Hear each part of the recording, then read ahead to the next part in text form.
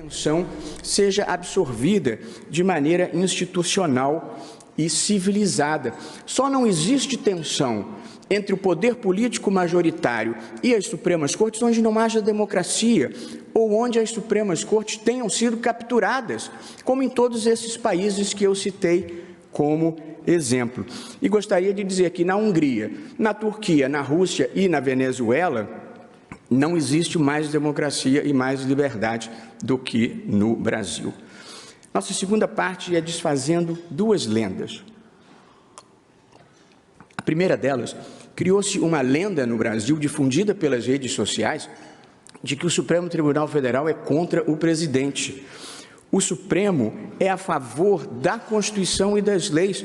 Todos os presidentes têm queixa contra o Supremo Tribunal Federal. O presidente Lula tinha queixas, a presidente Dilma tem a queixa, tenho certeza que o presidente Temer tem queixa. A única diferença é que nenhum deles atacou o tribunal e nenhum deles atacou os seus ministros. Essa é a convivência democrática.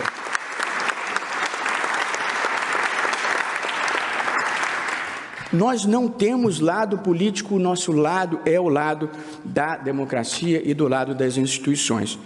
A outra lenda que precisa ser desfeita é que o Supremo Tribunal Federal é ativista. Ativista, em sentido técnico, significa levar princípios vagos a situações que não foram previstas pelo legislador. É uma hipótese de criação judicial do direito. São raríssimas as hipóteses. O que o Supremo tem é algum grau de protagonismo num país em que o arranjo institucional produz uma ampla judicialização da vida. Qual arranjo institucional eu me refiro?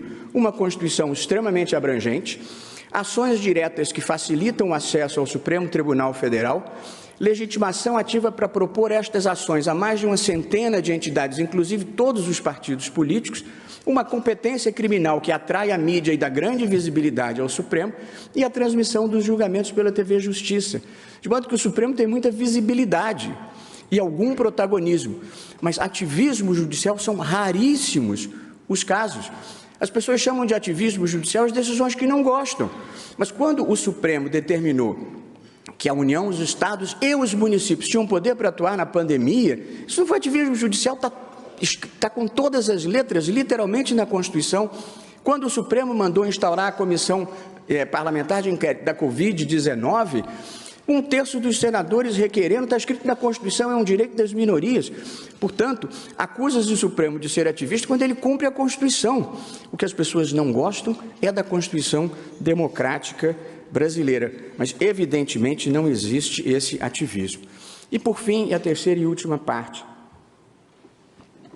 Nós precisamos, no Brasil, de uma agenda de consensos. É preciso construir denominadores comuns, que as pessoas que pensam de maneira diferente possam concordar em relação àqueles pontos. Disse isso o presidente Michel Temer, disse Alexandre antes, e eu estou de pleno acordo. E, portanto, eu fiz uma pequena lista de quais eu considero que sejam verdadeiramente esses consensos. A lista seria enorme, mas eu começo, por evidente, com o combate à pobreza, com o combate à fome. Um país em que tem gente passando fome precisa parar tudo e ir cuidar disso. E tem 33 milhões de pessoas... 33 milhões de pessoas em insegurança alimentar. Segundo, nós precisamos de desenvolvimento sustentável. Sem crescimento econômico não há o que distribuir. E sem sustentabilidade não há futuro. Em terceiro lugar, prioridade máxima absoluta para a educação básica. Foi isso que nos atrasou na história e nós temos que investir nisso.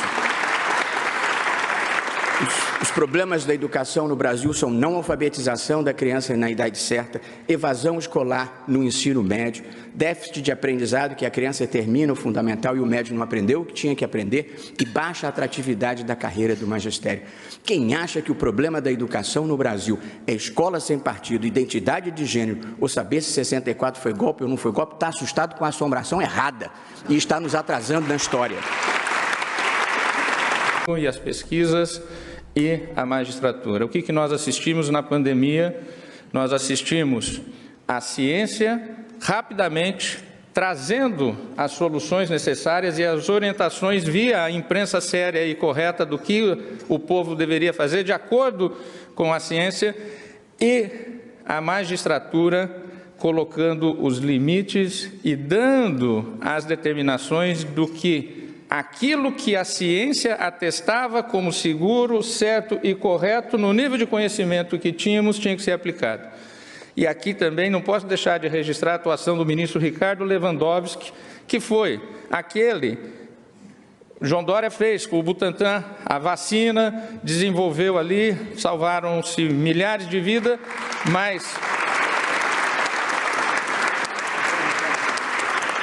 mas houve uma decisão judicial em relação ao governo federal, que não estava comprando as vacinas e tinha que passar tudo pelo governo federal em razão do Sistema Único de Saúde. Quem deu a decisão para que se comprasse as vacinas foi o Supremo Tribunal Federal, na caneta, na pena do ministro Ricardo Lewandowski.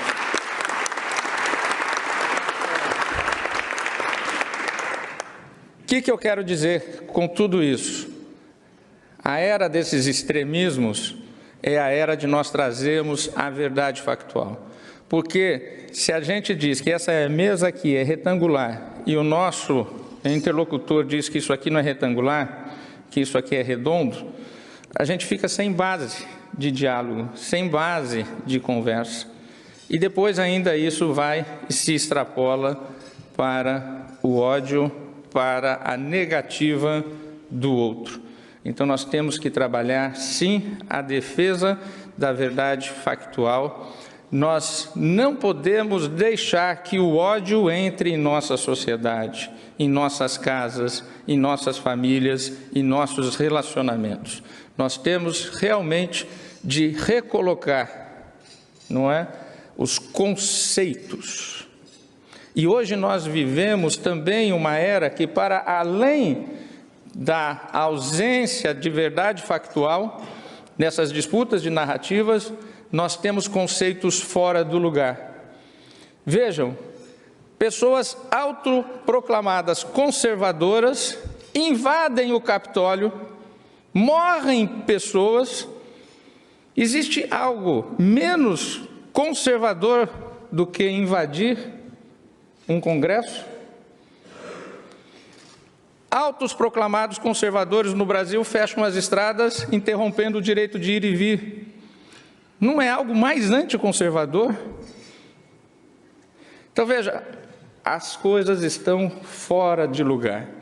E nesses momentos de coisas fora de lugar, nós temos que reconhecer que o Poder Judiciário foi fundamental nesses momentos em que era necessário colocar os conceitos nos seus lugares, colocar a verdade factual nos seus lugares, com o apoio da ciência, com o apoio da racionalidade e com o apoio da imprensa séria e da imprensa que checa as suas fontes. Nós não podemos deixar que o ódio entre no nosso país. Nós não podemos viver só nos extremismos. Nós não podemos deixar... É sempre ruim comparar